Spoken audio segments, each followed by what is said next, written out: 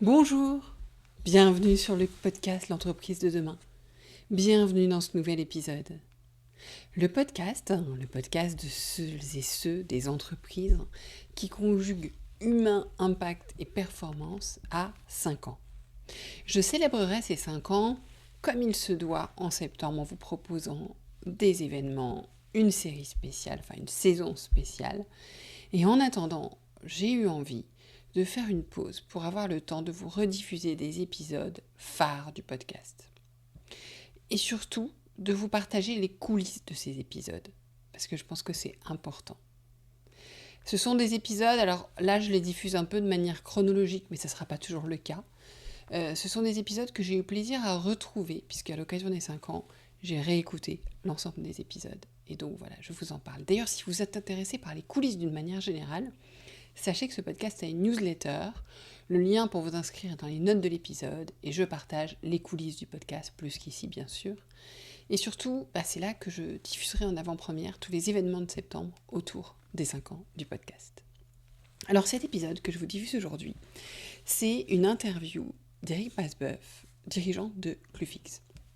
Donc Éric, j'ai, comme l'épisode précédent, à cette époque, quand j'ai commencé le podcast, j'ai été pendant quelques années en Haute-Savoie, membre actif du réseau Entreprendre qui m'a fait rencontrer des dirigeants extraordinaires. Et donc j'ai rencontré Éric et j'ai été fascinée. Pour moi, c'est ce qu'il avait à partager allait exactement dans le sens du podcast.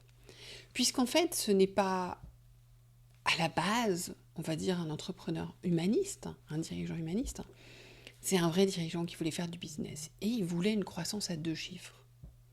Et en fait, pour ça, il a fait plusieurs choses. Il a à la fois beaucoup interrogé ses clients et aussi ses collaborateurs. Et en fait, il s'est rendu compte que c'est en mettant l'humain au cœur de son business model, c'est en faisant changer son business model, en écoutant ses clients, qu'il allait avoir la croissance qu'il désirait.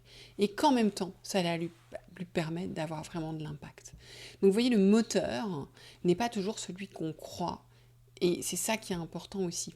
Claire Bonenfant, que vous entendrez, que vous avez peut-être déjà entendu, sûrement déjà entendu sur ce podcast, le disait récemment dans un post où elle parlait de la transformation qu'elle a opérée de S3 France.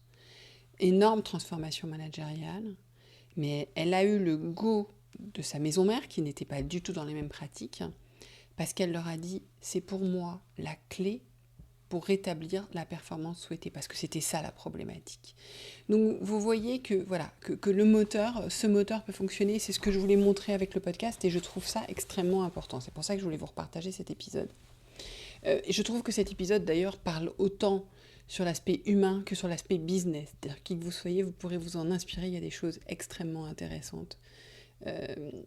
Voilà, et donc Éric dit que il cherchait un modèle qui permettait de générer une croissance forte, parce que ce qui lui plaisait, c'était de développer l'entreprise, de développer de manière rapide, et que là, il a cherché un nouveau business model qui les a conduits à ne plus se concentrer uniquement sur l'innovation produit, mais bien sur le service client, comme je vous l'expliquais.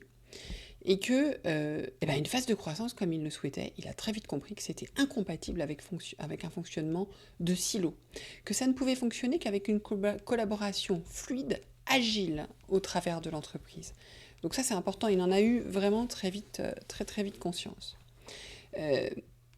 Il a permis à ses équipes de gagner aussi en confiance au fil de l'eau. Je ne veux pas vous dire comment, parce que je pense que c'est vraiment intéressant de l'écouter. En fait, en leur laissant le temps et l'espace pour s'exprimer, pour poser des questions, pour chercher des solutions. Et donc, ils se sont rendus compte que leur business model, c'était de délivrer du service, c'était leurs clients qui leur disaient, donc ils l'ont trouvé grâce à l'échange avec leurs clients, et que ça nécessitait un mode de fonctionnement au niveau de l'entreprise, comme je l'ai dit, beaucoup plus collaboratif, mais aussi beaucoup plus transparent. Et c'est intéressant, parce que comme le disait dans l'épisode que j'ai diffusé, l'épisode 3 la semaine dernière, notre trio de restaurateurs, en fait, à nouveau, d'avoir ce type d'approche, ça permet de monter le niveau d'exigence, parce que c'est une exigence qui est légitime et qui laisse la place à l'erreur, au droit de dire « ça, moi, je ne sais pas faire ». Et en fait, vous allez voir que l'écosystème qu'il a mis en place permet ça. parce qu'on est dans un écosystème de recherche de solutions. Aussi parce que leur démarche, c'est d'obliger personne à faire quelque chose qui est contre leur gré ou contre les moyens qu'ils ont. Donc on est vraiment dans cet équilibre entre exigence et bienveillance. Et puis, on parle aussi de responsabilité, parce que la responsabilité fait partie du cadre qui est proposé par Eric. Donc vous allez voir, cet épisode fait vraiment écho à l'épisode précédent et à l'ensemble de la ligne éditoriale du podcast. Et voilà, il a voulu casser ce modèle où on dit le chef sait, le chef décide. Et en fait, il dit non, le collaborateur, c'est lui qui sait aussi. Donc voilà, donc c'était important pour lui. Il a vraiment fait évoluer tout le système managérial. Il a fait évoluer leur façon de travailler. Il a fait évoluer leur façon du coup de répondre aux questions et aux besoins des clients. Et donc il a fait évoluer son business model, mais tout en mettant le collaborateur au cœur du processus, en reconnaissant tant son rôle, sa responsabilité que ses craintes et son droit à l'erreur. Et ça lui a permis, et ça c'est extrêmement important, de baisser le niveau de stress, Clufix est une industrie, et d'augmenter le niveau d'exigence. Voilà. Je vous laisse, et je vous laisse surtout écouter Eric, et je vous dis à la semaine prochaine.